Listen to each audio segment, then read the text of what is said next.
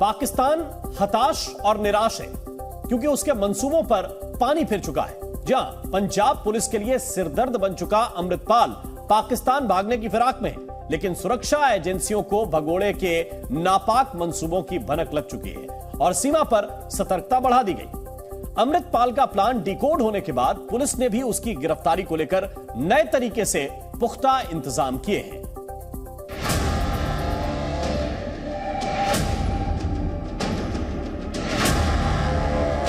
ISI का मोहरा, सीमा पर कड़ा पहरा। अमृतपाल को आईएसआई से मदद मिलने का इनपुट पुलिस के पास पहले ही है। 18 मार्च से फरार, गिरफ्तारी का इंतजार। पाकिस्तानी साजिश फेल करने का प्लान। अमृतपाल की तलाश में भारत और पाक सीमा पर सुरक्षा कड़ी कर दी गई है। खालिस्तान का राग अलापने वाला आईएसआई का मोहरा अमृतपाल सिंह आखिर कहां है? बीते 21 दिनों से पुलिस उसे क्यों नहीं पकड़ पाई? ये वो सवाल हैं जिनका जवाब देना पंजाब पुलिस को भारी पड़ रहा है। वारिस पंजाब दे संगठन का मुखिया भगोड़ा अमृतपाल जिस शातिर तरीके से पुलिस को चकमा दे रहा है, उसे लेकर हर कोई हैरान है। मगर इससे भी ज्यादा हैरान करने वाला एक और खुलासा हुआ है। सुरक्षा एजेंसियों को इस बात के पुख्ता इनपुट मिले हैं कि अमृतपाल सिंह पाकिस्तान भागने की फिराक में है। अमृतपाल के सबसे नए प्लान की जानकारी मिलते ही पंजाब पुलिस ने भी अपना प्लान बदला है। अमृतपाल के पाकिस्तान भागने की आशंका के बीच सुरक्षा एजेंसीज और पुलिस पूरी तरह मुस्तैद दिखाई दे रही हैं। आपको बता दें कि करड़ी सुरक्षा जो है वो सीमा पर लगा दी गई है, क्योंकि आशंका ये जताई जा रही है कि अमृतपाल भेष बदल के वो सीमा के पार पाकिस्तान जा सकता है। आपको बता दें कि 21 दिन लगातार हो चले हैं, लेकिन अभी तक भी अमृतपाल का कोई भी अता पता नहीं है। अमृतपाल किसी भी कीमत पर सीमा पार ना जा पाए, इसे लेकर पुलिस हर मोर्चे पर डटी है। लेकिन सबसे बड़ा खतरा अमृतपाल के नापाक मंसूबों का है। जानकारी के मुताबिक अमृतपाल एक धार्मिक जत्थे में शामिल होकर पाकिस्तान भागने की ताक में है और उसके साथ उसका साथी पप्पल प्रीत भी शामिल है। इस जत्थे में 1052 श्रद्धालु पाकिस्तान जाने वाले हैं, इसलिए पुलिस ने दोनों की तस्वीरें अहम जगहों पर लगवा दी है ताकि उन पर शिकंजा कसा जा सके। पंजाब पुलिस ने 18 मार्च को ऑपरेशन अमृतपाल शुरू किया था। तब से लेकर अमृतपाल को लेकर अलग अलग जानकारियां मिलती रहीं और पुलिस उसका पीछा करती रही। मगर पुलिस के हाथ सीसीटीवी फुटेज और गाड़ियों के अलावा कुछ नहीं आया। पाकिस्तान की आईएसआई एजेंसी का मोहरा भगोड़ा खालिस्तानी अमृतपाल सिंह भारत छोड़ने की फिराक में है। आशंका जताई जा रही है कि वह आईएसआई की मदद से पाकिस्तान में दाखिल हो सकता है। इसीलिए पुलिस और जांच एजेंसियों ने बॉर्डर पर पैनी नजर बनाई हुई है ताकि आईएसआई की साजिश को नाकाम किया जा सके और भगोड़े अमृतपाल सिंह को गिरफ्तार किया जा सके। अमृतपाल सिंह का पकड़ में न आना पंजाब पुलिस की मुस्तैदी और उसके दावों की पोल खोल रहा है। इस बीच पुलिस के सामने नई चुनौती पाकिस्तान में बैठे अमृतपाल के आकाओं का प्लान फेल करने की है। पुलिस के पास इसकी जानकारी पहले से ही है कि अमृतपाल को सुरक्षित निकालने के लिए आईएसआई पूरी ताकत लगा रही है। पुलिस पंजाब सरकार और खुफिया एजेंसियों के लिए एक सरदर्द बना हुआ है और मैं नहीं समझता कि पंजाब पुलिस ने इसमें कोई कसर छोड़ी होगी उसको पकड़ने में, लेकिन पूरी कोशिश के बावजूद भी अभी तक अमृतपाल नहीं पकड़ा गया। इसका मतलब ये नजर आता है कि वो अब पंजाब में नहीं है, कहीं और किसी राज्य में, या ये भी पॉसिबिलिटी है कि वो बॉर्डर पार करके पाकिस्तान में चला गया हो या किसी और देश में भी जा सकता है। अमृतपाल के आका सीमा पर बैठे हैं, इसीलिए वो पाकिस्तान में शरण लेने को बेताब है। पुलिस पहले भी अमृतपाल के आईएसआई लिंक का खुलासा कर चुकी है, इसीलिए पुलिस अब ज्यादा एहतियात बरत रही है ताकि भगोड़ा अमृतपाल सरहद पार न जा पाए। पाकिस्तानी खुफिया एजेंसी का अमृतपाल को लेकर हरकत में आना ये बताता है कि कैसे भारत में माहौल बिगाड़ने के लिए उसने साजिश रची और अब कैसे अपने मोहरे को बचाने के लिए वो बेचैन है। इंटेलिजेंस और लोकल लेवल पर इसकी मालूम करने के लिए पूरी कोशिश की जानी चाहिए। आईएसआई का एंगल और उनके फंडिंग उसका भी देखना चाहिए कि कहाँ से पैसा उसको इतना मिलता है, उस फंडिंग को भी ट्रैक करना या उस फंडिंग को रोकना, ये भी एक अहम जिम्मेवारी है पुलिस की और इंटेलिजेंस एजेंसीज की। मैं समझता हूँ कि अब इससे और ज्यादा और अपने कदम उठाने पड़ेंगे और उठाने चाहिए। गिरफ्तारी से बचने और पुलिस को चकमा देने के लिए अमृतपाल ने अपने आकाओं की मदद से बेहतर शातिराना अंदाज में काम किया। 18 मार्च से लेकर अब तक उसने कई ठिकाने बदले और अपना हुलिया भी बदला। यही वजह है कि पुलिस उसे पकड़ने के दावे तो हर रोज करती है, जगह जगह छापेमारी भी करती रही, लेकिन भगोड़ा हाथ नहीं आया। अमृतपाल को गिरफ्तार करने की कोशिशें लगातार हो रही है, लेकिन कामयाबी अब तक नहीं मिली। इस बीच अकाल तख्त के जत्थेदार यानी हरप्रीत सिंह ने अमृतपाल को सरेंडर करने की अपील की है। अमृतपाल सिंह के सरेंडर को लेकर पहले भी चर्चा होती रही है, लेकिन उसने ना तो अब तक सरेंडर किया और ना ही उसकी गिरफ्तारी हो पाई। ऐसे में उसके पाकिस्तान भागने को लेकर जो इनपुट मिले हैं, उसके बाद पुलिस के सामने चुनौतियां बढ़ गई हैं। इसीलिए आईएसआई की साजिश नाकाम करने के लिए पुलिस पूरी मुस्तैदी से डटी हुई है और उम्मीद यही है कि भगोड़े अमृतपाल की पाकिस्तान जाने की प्लानिंग पर पानी जरूर फिरेगा। ब्यूरो रिपोर्ट, ज़ी मीडिया। तो अमृतपाल को बचाने के लिए पाकिस्तान में बैठे उसके आका साजिश रच रहे हैं। अमृतपाल को भारत से भगाने के लिए रणनीति बनाई जा रही है, लेकिन पंजाब पुलिस और सुरक्षा एजेंसियां पाकिस्तानी प्यादे पर शिकंजा कसने के लिए लगातार कसरत कर रही हैं। 18 मार्च से लेकर अब तक कई ऐसे खुलासे हुए हैं जो अमृतपाल की पाकिस्तानी चाल को बेनकाब कर चुके हैं।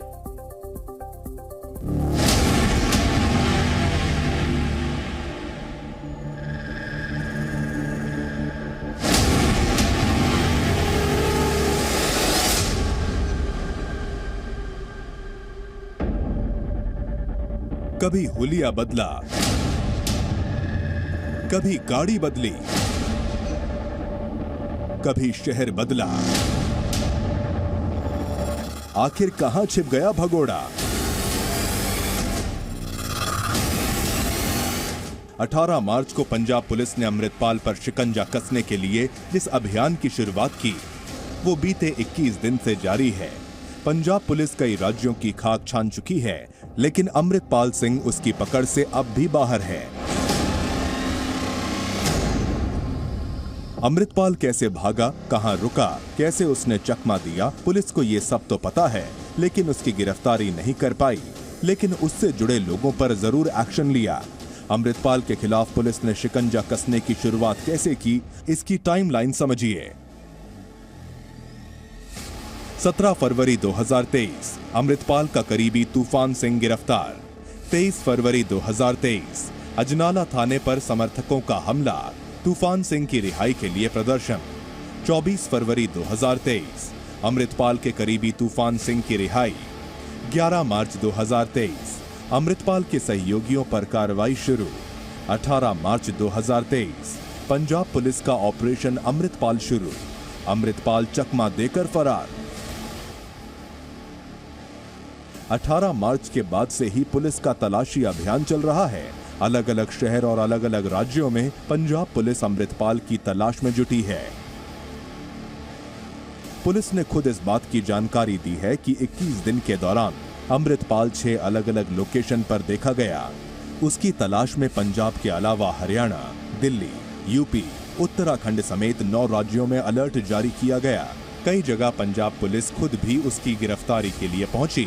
नेपाल सीमा पर भी पंजाब पुलिस ने विशेष अभियान चलाया ताकि उसको पकड़ा जा सके। इस महीने की शुरुआत में पंजाब पुलिस उत्तर प्रदेश के पीलीभीत में पहुंची थी और वहां मोहनपुर गुरुद्वारे में लगे सीसीटीवी कैमरे चेक किए। छानबीन के बाद पुलिस की टीम सीसीटीवी की डीवीआर भी अपने साथ ले गई। जांच का दायरा बढ़ा तो इस दौरान पुलिस को अमृतपाल की साजिश से जुड़ी कई जानकारियां मिली। पहला खुलासा तो ये हुआ कि अमृतपाल सिंह पाकिस्तानी खुफिया एजेंसी आईएसआई के संपर्क में था। उसके इशारे पर ही वो खालिस्तान की नींव रखने का सपना देख रहा था। चौंकाने वाली बात यह है कि अमृतपाल को आईएसआई ने ड्रोन के जरिए कई हथियार भी मुहैया कराए। अमृतपाल सिंह AKF नाम से प्राइवेट आर्मी भी बनाने की तैयारी में था। छापेमारी के दौरान उसके घर से कई हथियार और कमांडो जैसी जैकेट्स मिली, जिन पर AKF लिखा हुआ था। पूरे एपिसोड में जो जितने भी इसमें बैड एलिमेंट्स इन्वॉल्व हैं, उसमें हम ISI का एंगल, उनकी फॉरेन फंडिंग, हमें सस्पिशन है कि इसमें ISI का एंगल भी है, फॉरेन फंडिंग भी है, उस पर फर्दर इन्वेस्टिगेशन हमारी चल रही है। मेजॉरिटी जो है अब तक आया है कि हवाला, फॉरेन फंडिंग स्मॉल अमाउंट्स में इनके अकाउंट्स में आई है, उसको भी और चेक किया जा रहा है। व्हीकल्स इनसे मिले हैं, उसका भी सोर्सेज हम चेक कर रहे हैं कि उसके फंडिंग के सोर्सेज कहां से आए। अमृतपाल के काले कारनामों से पर्दा उठा तो पुलिस ने उसके खिलाफ अभियान और तेज कर दिया। अमृतपाल के चाचा और ड्राइवर समेत उसके करीबी 207 लोगों को गिरफ्तार किया गया। गिरफ्तार किए गए लोग अमृतपाल के मंसूबों को सफल बनाने में जुटे हुए थे, लेकिन पुलिस ने पूरी कोशिश पर पानी फेर दिया। पुलिस की कार्रवाई और मुस्तैदी के बाद भी अमृतपाल हाथ नहीं आया। यही पुलिस के लिए सबसे बड़ा संकट है। हालांकि मुख्यमंत्री भगवंत मान पंजाब में अमन के दुश्मनों के खिलाफ कड़ा एक्शन लेने की बात पहले ही कह चुके हैं।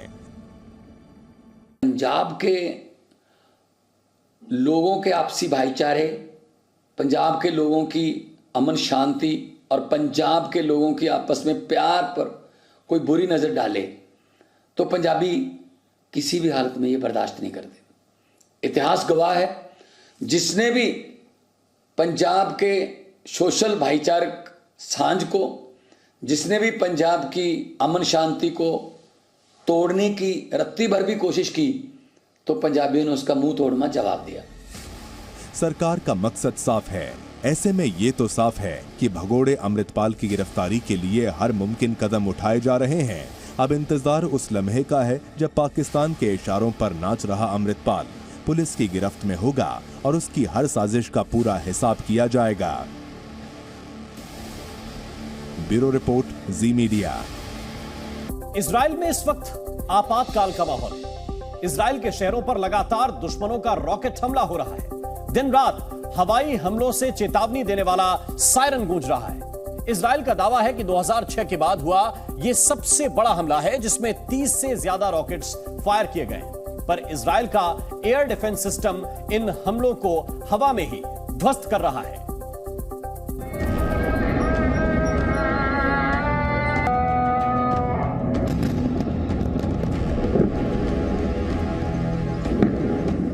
रॉकेट अटैक को हवा में ही उड़ा दिया।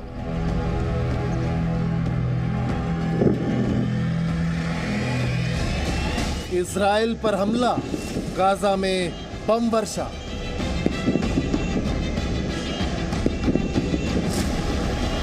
आसमानी अटैक को इजराइल ने चुन चुन कर ध्वस्त किया।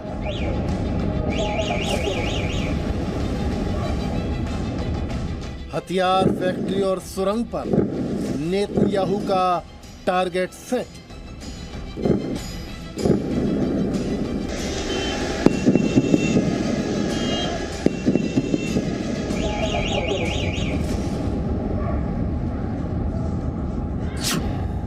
इजराइल का आयरन डोम एयर डिफेंस सिस्टम रॉकेट हमलों को हवा में ही ध्वस्त कर रहा है।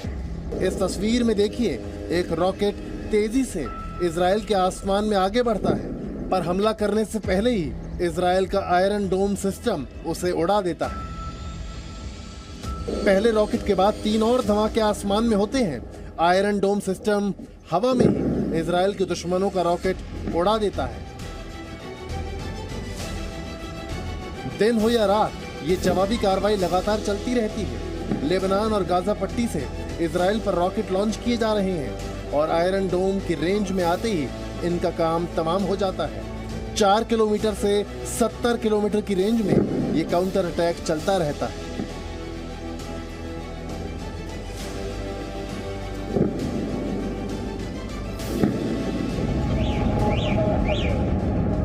एक और वीडियो देखिए। पहले सायरन की आवाज गूंजी, फिर दुश्मन के रॉकेट पर टारगेट सेट हुआ और आयरन डोम सिस्टम से एक के बाद एक 4 मिसाइलें निकलकर हवा में मौजूद रॉकेट को नष्ट करने चल पड़ी। दावा यह है कि इजराइल में पिछले 17 साल का सबसे बड़ा हमला हो रहा है और इजराइल पर होने वाले लगभग सभी हमलों को आयरन डोम रोक देता है। रॉकेट हमले के जवाब में इजराइल ने शुक्रवार की सुबह गाजा पट्टी पर एयर स्ट्राइक की। एक तरफ सुबह की नमाज अदा की जा रही थी और दूसरी तरफ इजराइल के फाइटर जेट्स लगातार बम गिरा रहे थे। 1, 2, 3, 4, 5, 6। दक्षिण लेबनान में पहले 2 धमाके एक साथ हुए और कुछ ही मिनटों में एक के बाद एक 6 हवाई हमले किए गए।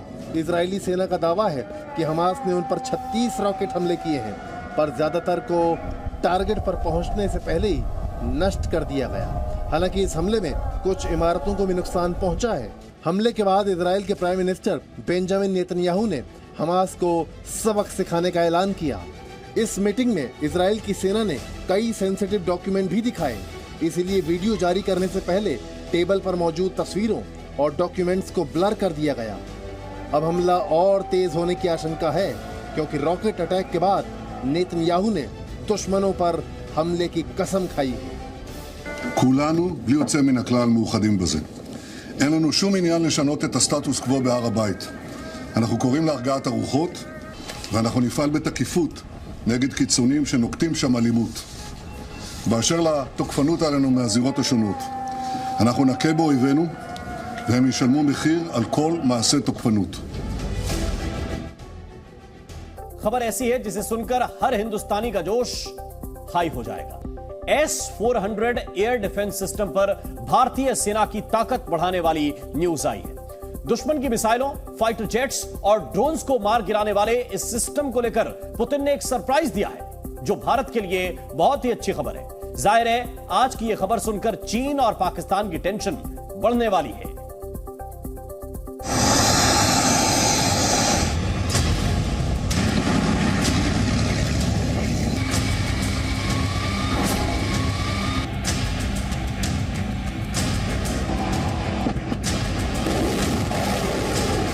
सबसे भरोसेमंद एयर डिफेंस सिस्टम पर मोदी की बात टाल नहीं पाए पुतिन।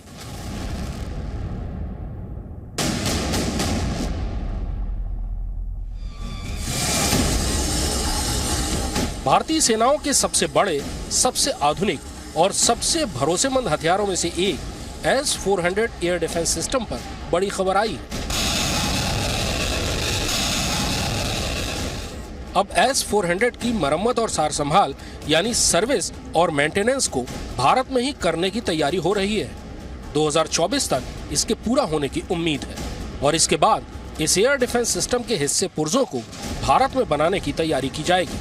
इसका फायदा ये होगा कि S-400 की मरम्मत, सार संभाल और मेंटेनेंस के मामले में भारत आत्मनिर्भर हो जाएगा।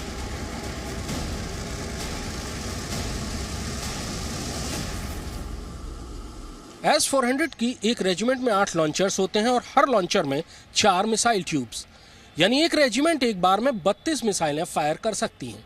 इन 8 लॉन्चर्स के अलावा मोबाइल कमांड यूनिट, रडार लिए हुए गाड़ियां और कंट्रोल से जुड़ी हुई दूसरी गाड़ियां भी होती हैं। एक रेजिमेंट में 16 तक गाड़ियां होती हैं जो एक जटिल तकनीक का इस्तेमाल करते हुए 400 किलोमीटर के इलाके को हवाई सुरक्षा प्रदान करती हैं। जाहिर है इन्हें सर्विस और मेंटेनेंस की बहुत ज़्यादा ज़रूरत होती है, लेकिन इन गाड़ियों और उनके उपकरणों को सर्विस और मेंटेनेंस के लिए रूस भेजने का अर्थ है बहुत लंबे समय के लिए रेजिमेंट की ताकत को कम कर देना। इसीलिए भारत में ही सर्विस और मेंटेनेंस की सुविधा बहाल करने के लिए बहुत तेजी से काम किया जा रहा है। भारत को अब तक S-400 की 3 रेजिमेंट मिल चुकी हैं, जिन्हें चीन और पाकिस्तान की सीमा से आने वाले किसी भी हवाई हमले को रोकने के लिए तैनात भी किया जा चुका है।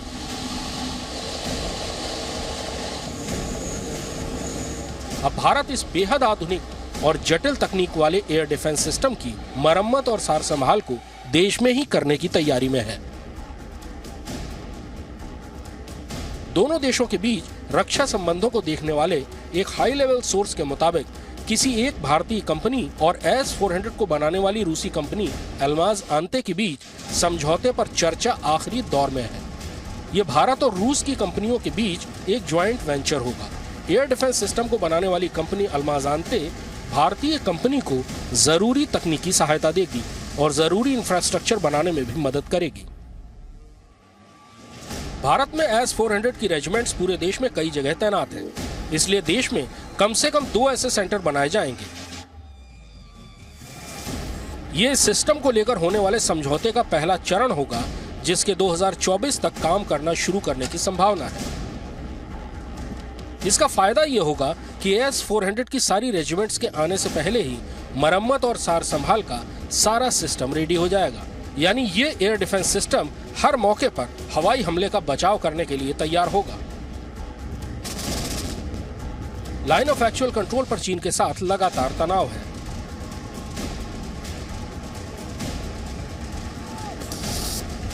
S-400 air defence system Bharat की सीमाओं पर किसी कवच की तरह तैनात है। लाइन ऑफ एक्चुअल कंट्रोल पर हालात काबू में रहें, इसके लिए S-400 जैसे हथियारों का एक्टिव रहना बहुत जरूरी है और इस डील से यही काम 100% सटीकता के साथ पूरा होगा।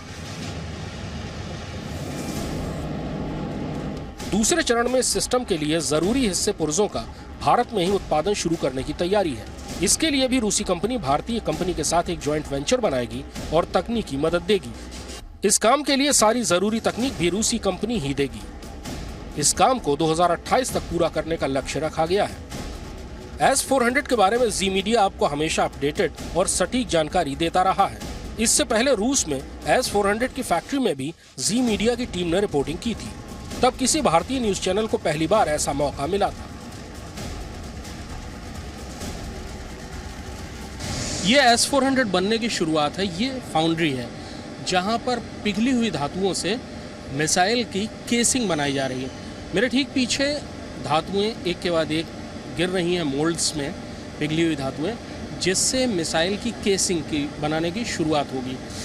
बहुत तेज़ रोशनी है और सिक्योरिटी प्रिकॉशंस की वजह से ये ख़ास किस्म का चश्मा दिया गया है जिससे हम देख सकें इस पूरी की पूरी प्रोसेस को। लेकिन ये बहुत महत्वपूर्ण है क्योंकि यही शुरुआत है S-400 मिसाइल सिस्टम के बनने की।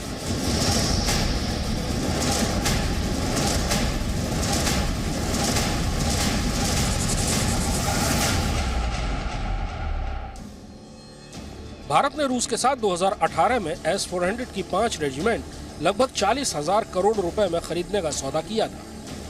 इनमें से 3 रेजिमेंट्स भारतीय वायुसेना को मिल चुकी हैं, जिन्हें पंजाब में पठानकोट के करीब, पश्चिम बंगाल में सिलीगुड़ी के पास और राजस्थान में तैनात किया गया है।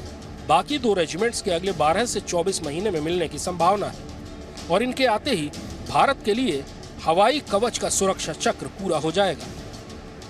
रक्षा के क्षेत्र में भारत बहुत तेजी से आत्मनिर्भर हो रहा है और इससे जुड़ी हर तकनीक में महारत हासिल कर रहा है।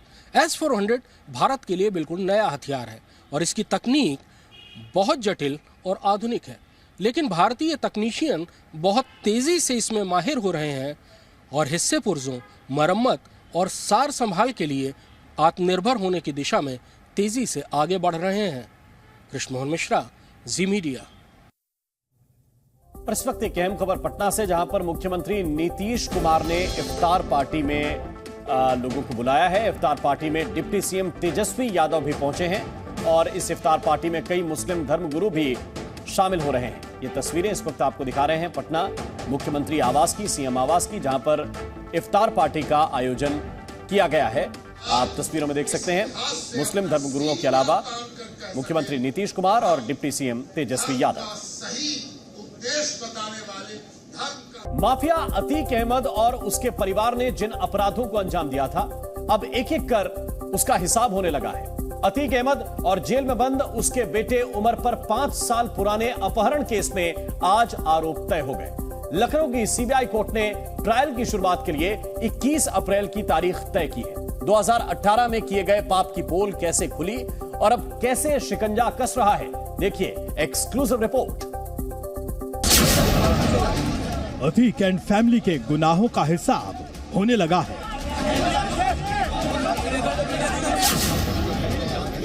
माफिया अतीक अहमद के आतंक पर आखिरी कील ठोकने की शुरुआत हो चुकी है।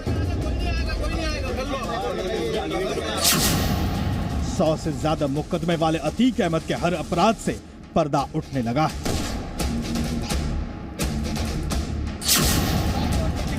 मगर अब उसकी पूरी क्राइम कुंडली खुल चुकी है और ताबड़तोड़ एक्शन हो रहा है।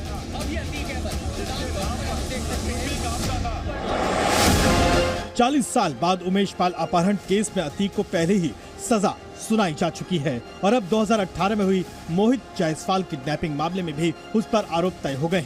अतीक के अलावा उसके बेटे उमर पर भी सीबीआई की स्पेशल कोर्ट ने चार्ज फ्रेम किए हैं। मोहम्मद उमर को जिला कारागार लखनऊ से सीबीआई वेस्ट में तलब किया गया था। ये मुकदमा अपराध संख्या 1065/2019 में उमर पर आज 147, 149, 329, 364 ए, 386, 394, 411, 420, 467, 468, 471, 506 और 120 भी आईपीसी में उन पर चार्ज फ्रेम किए गए। अतीक अहमद क्या वीडियो कॉन्फ्रेंसिंग? अतीक अहमद को वीडियो कॉन्फ्रेंसिंग के जरिए पेश किया गया। आरोप तय होने के बाद अब अतीक और उसके बेटे उमर का ट्रायल शुरू होगा। कोर्ट ने अगली सुनवाई के लिए 21 अप्रैल की तारीख तय की है। अगली डेट मुकदमे की वही जो डेट है वो 21/4 है और अब ये ट्रायल स्टार्ट हो जाएगा। अच्छा, एक चीज़ इसमें यह है कि इसमें जो धाराएं कुछ जो नहीं दिखाई पड़ी, जिसमें चार्ज फ्रेम है उसमें मृत्युदंड तक का प्रावधान न दिखाई पड़ा है। एफआईआर में ऐसा नहीं था, तो विवेचना का ये विवेचना के पार्ट में कुछ धाराएं बढ़ाई गई हैं, लेकिन अभी ट्रायल कंप्लीट नहीं हुआ है, इसलिए हमको अभी कुछ नहीं कह सकते। अच्छा, उमर की भूमिका क्या देखते हैं इसमें इस पूरे मामले में? वो ट्रायल में बताएंगे। अतीक एंड फैमिली पर 15 दिन के भीतर ही दूसरी बार कानून का शिकंजा कस रहा था, लिहाजा सुबह से ही लखनऊ की सीबीआई कोर्ट के बाहर हलचल तेज थी। बाद में उमर की पेशी भी हुई। कारोबारी मोहित जायसवाल को अगवा करके जेल में बंद करके पिटाई करने के मामले में आज अतीक अहमद और उसके बेटे के खिलाफ जो है आरोप तय हो गया है। आप तस्वीर में देख सकते हैं कि ये जो है आप तस्वीर देखते हैं, आरोप जो है फिलहाल फ्रेम कर दिया गया है और उमर जो है वो उसको यहाँ से लेकर जाया जा रहा है। सीबीआई की कोर्ट में ही अब अतीक और उसके बेटे उमर पर ट्रायल चलेगा। मामला 2018 का है, यानी 5 साल पहले के केस में अतीक एंड फैमिली का शिकंजा कस रहा है।